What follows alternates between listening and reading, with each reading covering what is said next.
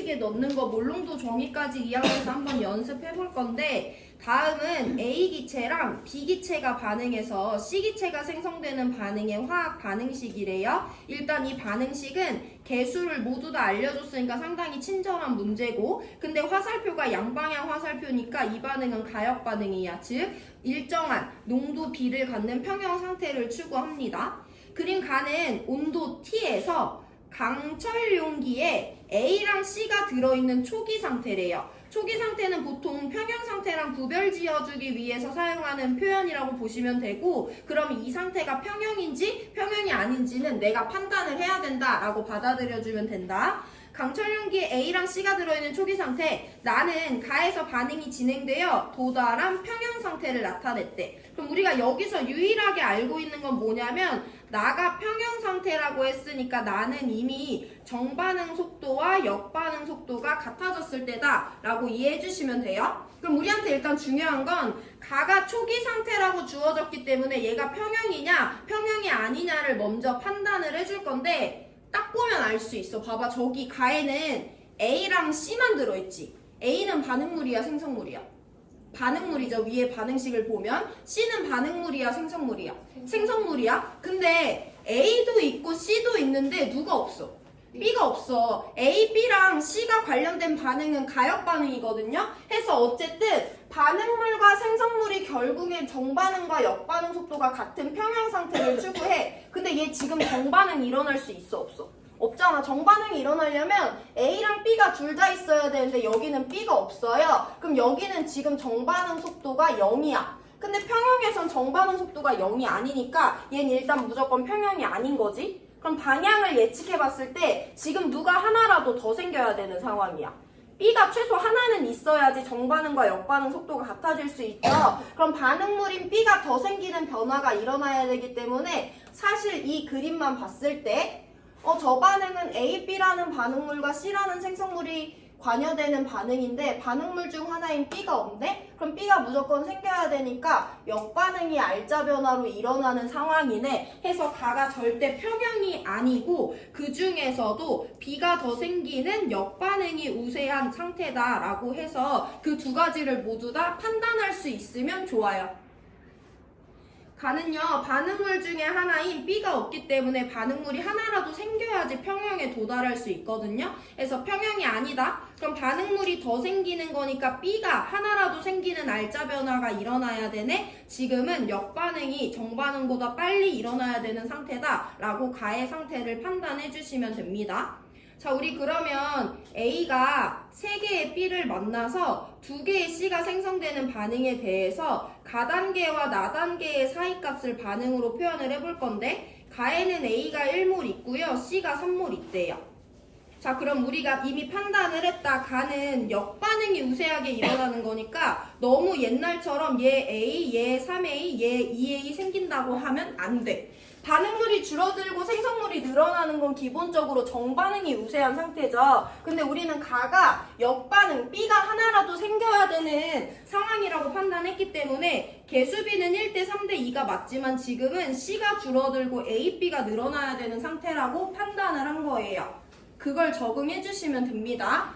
가를 봤을 때 반응물이 없대. 근데 결과적으로 평형에 도달한다고 했으니까 B가 하나라도 있어야 된다. 그럼 가는 역반응이 우세하다. 그럼 우리가 그동안 해왔던 기본적인 방식은 아니지만 역반응이 우세하다는 건 생성물이 줄어들고 반응물이 늘어나는 거니까 개수비 1대 3대 2에 맞춰서 A, B가 생성되고 C가 반응에 참여해서 없어지는 방향으로 방향이 부호죠. 풀풀 마로 해주시면 됩니다.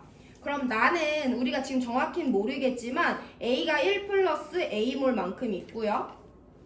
B가 3A몰 만큼 있고요. C가 3 마이너스 2A몰 만큼 있다라고 내가 정한 미지수 A를 이용해서 표현할 수 있죠.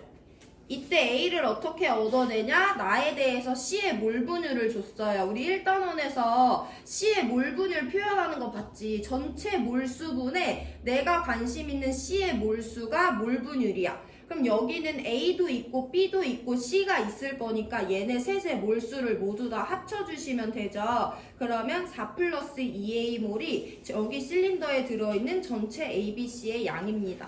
전체라고 했는데 여기는 A 더하기 B 더하기 C가 관여되니까 A, B, C의 몰수분의 C의 몰수 해주시면 되고 나에서 우리가 A를 이용해서 표현했을 때 C는 3-2A몰 만큼 있죠. 이 값이 6분의 1인 지점에 지금 평형이 멈춰 있는 거예요.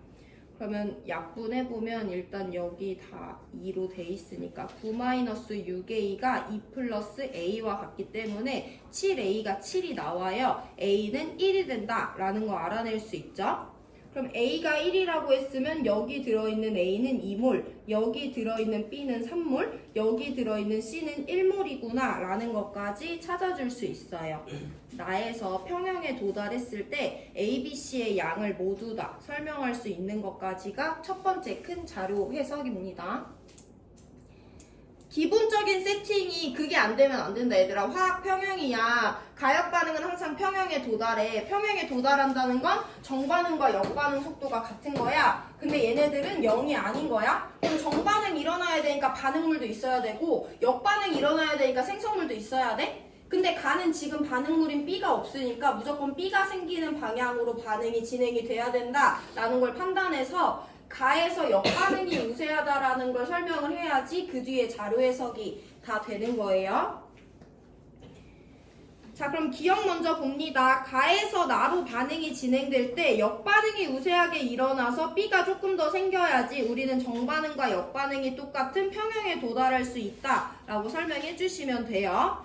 자, 그럼 두 번째인데요. 우리 이번 단원에는 평형상수식의 몰농도가 나와요. 해서 몰농도에 대해서 다시 고찰을 해볼 건데 몰농도는 그 물질이 차지하는 부피분의 용질의 양이야. 그럼 봐봐 얘들아, 여기 A도 들어있고 C도 들어있대. 그럼 A도 여기 전체 돌아다니고 C도 여기 전체 돌아다니니까 A가 차지하는 부피도 V, C가 차지하는 부피도 V다 라는 거 우리 1단원에서 배웠었죠. 그걸 이용해 볼 건데 우리 화1에서도 강조했던 용어가 나와요. 얘네들은 다 강철 용기에 들어있대.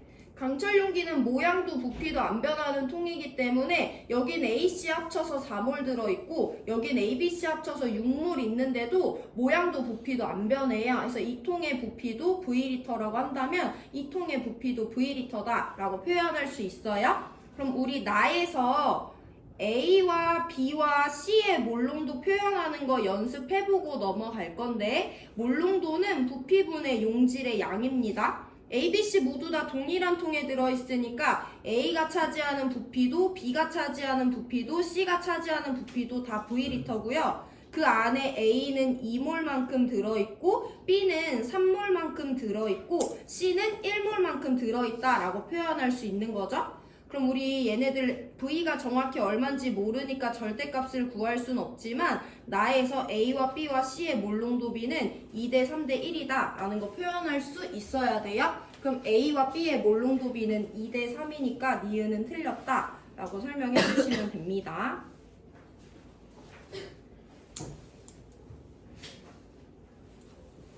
디귿은 1단원에서 배운 내용을 가지고 오는 건데 얘들아 전체 기체의 압력에 대해서 물어봐요. 그럼 떠올리기 싫겠지만 PV는 nRT를 사용해 볼 건데 PV는 nRT에서 내가 관심 있는 압력에 대해서 공식을 일단 변환시켜주면 V분의 nRT가 어떤 기체의 압력인데요. 지금 전체 기체의 압력 물어보니까 전체 기체에 대해서 서술을 해주시면 됩니다.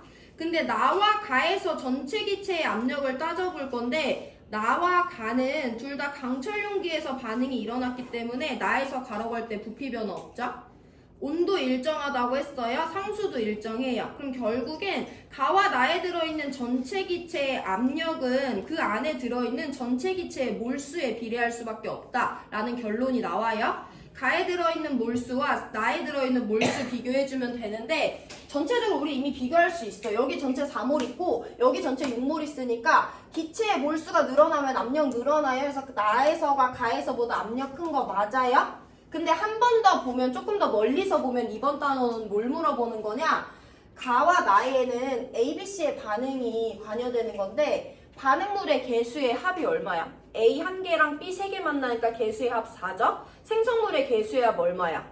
2지? 그럼 4개가 2개로 줄어드는 반응이 정반응이야. 반대로 2개가 4개로 늘어나는 반응이 역반응이거든? 가에서 나로 넘어갈 때 누가 우세하게 일어나니까? 역반응이 우세하게 일어나니까 가에서 나로 넘어갈 때는 두 개의 C가 네 개의 A와 B가 되는 반응이기 때문에 역반응이 우세하면 기체의 분자수가 늘어나는 반응이 우세하게 진행된다는 거죠. 그럼 전체 압력은 당연히 커지겠다라고 결론 내려도 되는데 이따가 한 번 더 연습할 거고 일단 이번 문제에서 꼭 해야 되는 건 가를 봤을 때 역반응이 우세할 것이다 라고 직관적으로 판단하시는 거 연습해 보시고 강철 용기에서 각 기체의 몰농도를 이와 같이 계산할 수 있다 라는 거 적응해 보시고요. 전체 기체 압력은 이따가 4번 문제에서 한 번 더 연습합니다.